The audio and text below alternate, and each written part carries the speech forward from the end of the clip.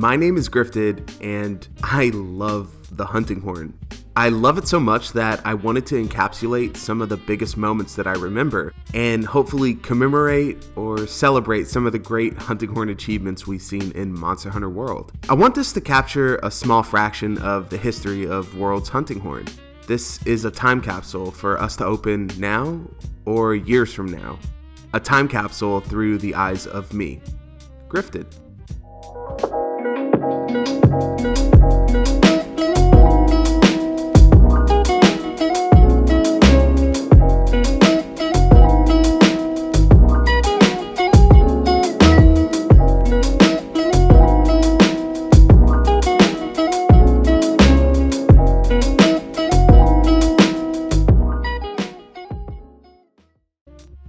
Let's start with the beta. Q was, and a lot of ways still is, the gold standard of hunting horn player. He spearheaded development in many matchups and laid the groundwork for future hunting horn speedrunners. During the beta, he posted a couple Nergigante runs, a 1025 followed by a 759. That was a tough beta, and the matchup was highly underdeveloped, so him being able to achieve such amazing times was a massive accomplishment. He was really the biggest inspiration for me to get into speedrunning, a sentiment which I think is true for a lot of great hunting horn players. Q actually didn't have the fastest Nergigante in the beta though. I think that title goes to the infinitely underrated hunting horn speedrunner, Frost. Frost would go on to do some really crazy stuff and will be mentioned later on in this video. Unfortunately, he didn't exactly blow up in the beta. Despite that though, Frost remains one of the most unique and electrifying players the hunting horn has ever had. Let's stop here and identify two major eras of the hunting horn's life in Monster Hunter World. That's pre-Deviljho and post-Deviljho. In March of 2018, we saw the Deviljho update. Along with that, we saw the self-improvement buff. Coming into Monster Hunter World, the hunting horn received a hefty nerf to most of its moves. The hunting horn was in a terrible state, and Capcom tried to fix it with the self-improvement buff. This buff added a 15% damage increase when you had self-improvement encored. This was a major quality of life improvement and helped make the hunting horn less awful. Do note though, that the hunting horn was at the time the worst weapon in the game, and would continue to be so throughout all of Monster Hunter World's life. Pre-Deviljho, I was privy to pretty much three speedrunners, Q, Frost, and MaestroNox. I also remember the major focus on Nergigante. Q had already posted a 221 non-TA hunting horn solo in February, which to this day, at least before Iceborne, was a time that most people would find difficult to reach, and that was before the self-improvement buff. Meanwhile, Frost was posting runs on Kushala, Valhazak, Xeno'jiiva, spearheading early development in the matchups for the Elder Dragons. MaestroNox was taking shots at Nergigante and a handful of other monsters. These three were pioneering early matchups and strats. Post-Deviljho brought in a handful of new hunting horn players, people like Kiro, Copa, Makki, Failed Attempt, and myself. Players began branching off and doing various different optionals and quests. Some would only post a handful of runs, then ghost, while others would post relatively consistently.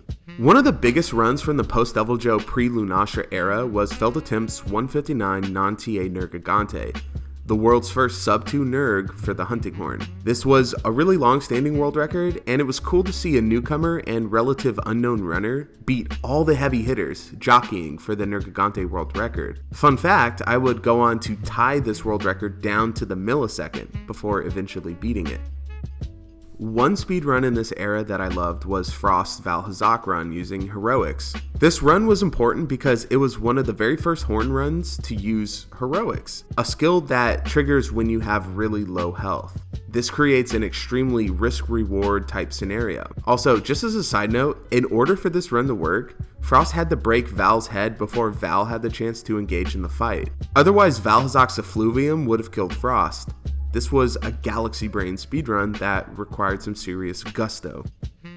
Copa deserves a mention here with their post-Devil Joe pre-Lunastra speedruns on Teostra. The TA Wiki Teostra run though is of legendary status. Posting a 251 using an ancient TA set was incredible. It was one of those runs you look at and say to yourself, they are way better than me. I say ancient TA set because at the time, post-Devil Joe pre-Lunastra, the meta for TA speedrunning was a Master's Touch build using 3-piece Teostra and the Basil Reed Rickslayer. We can pause here briefly and discuss what was meta at the time. So obviously Deep Vero was out at this point, but it saw little use in speedrunning, despite enthusiastic, misguided content creators proclaiming Deep Vero as the second coming of Christ. In reality, at the time, Deep Vero was quite unusable outside of very short non-TA speedruns.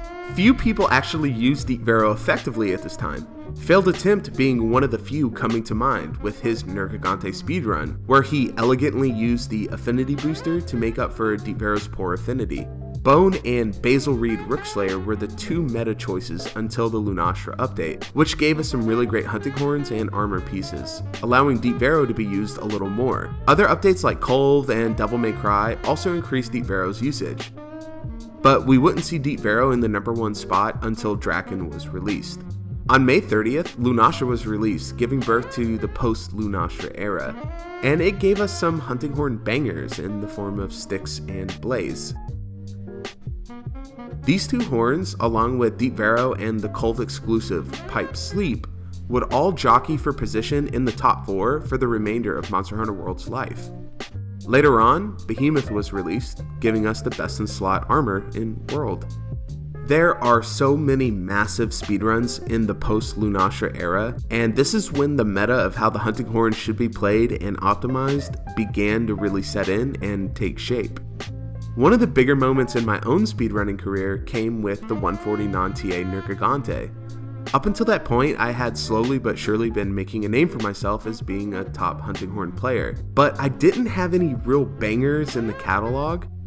I had been going for a non-TA Nergigante for a while and got that run at like 3 AM. After I killed Nergigante, I brought up my map and completely popped off when I saw the time. You can see it in the video, I just stand there with my map open.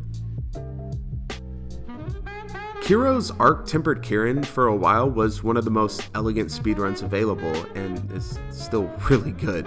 This speedrun was one of the driving reasons why I included him in my Hunting Horn Speedrunners You Need to Know video. Q holds the most world records for non-TA Arc Tempered monsters in World, and each one he puts on an absolute masterclass of Hunting Horn gameplay. Q would also be the first and only Hunting Horn speedrunner to pursue a full game RTA speedrun. When he posted his run, it was actually the world record and maintained that status for a very long time. Makki, a relative unknown, posted an Arc-Tempered Valhazak speedrun, the world's first sub-10. At the time, this was a huge accomplishment because all of us known speedrunners were having trouble with this monster. He dropped his time and completely bodied myself and Q. After a while, Q and myself both quieted down on posting speedruns. During this lull, 3 speedrunners emerged who would quickly take the top 3 spots of the best in the world. These are the big 3: Amadeus225, Meganu, and Moppo. Q would become active again and, to no one's surprise, continue to be a top contender. These 4 players continue to this day to be some of the greatest Hunting Horn players of all time. While I don't have time to cover all of the big 3's accomplishments, I'd like to quickly look at some of their most impactful speedruns, to me.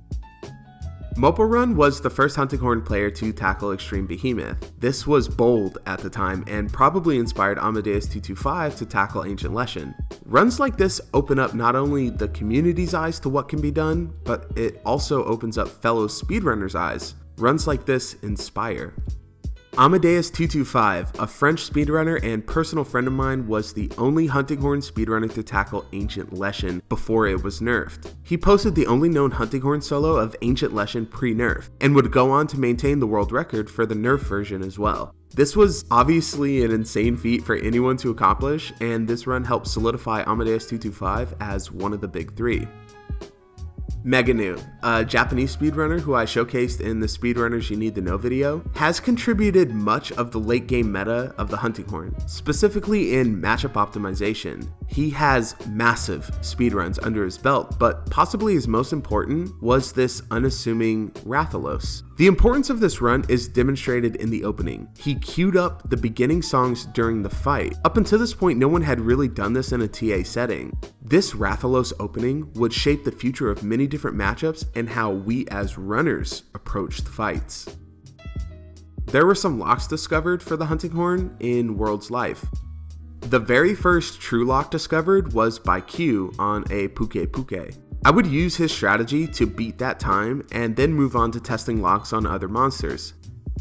I discovered the Andronath lock, which would go on to be used by the guy with no account to get a blazing fast world record.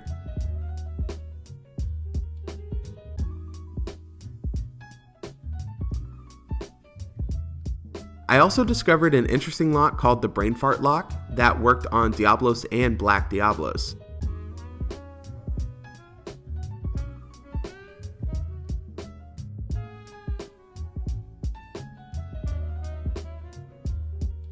A PC player named Helicopter Man discovered a really tight Baroth lock that's super cool. TSC demonstrated a ground dunk lock using the hunting horn on Lunastra. It's incredible and you should definitely go check it out. These are the few true locks that exist in the game, or at least have been discovered. Here are a few players who meant a lot to me during my tenure as a speedrunner. There was a guy named Mist, and he posted an Arena 3 speedrun. He had this backslam dunk on Rathian that legit blew my mind. He has since deleted his channel and no footage exists, but shout out to Mist.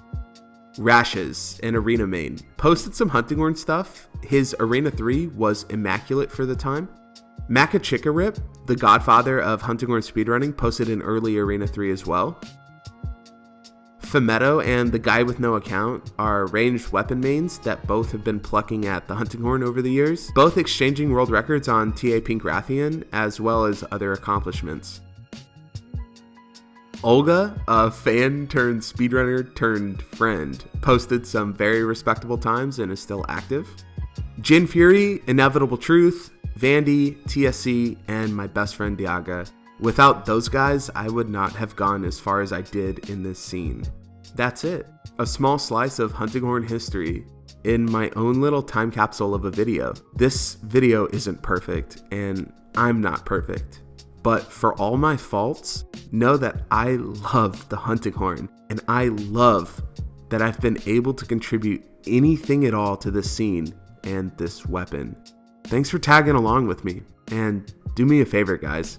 Keep playing that sweet chin music, will ya?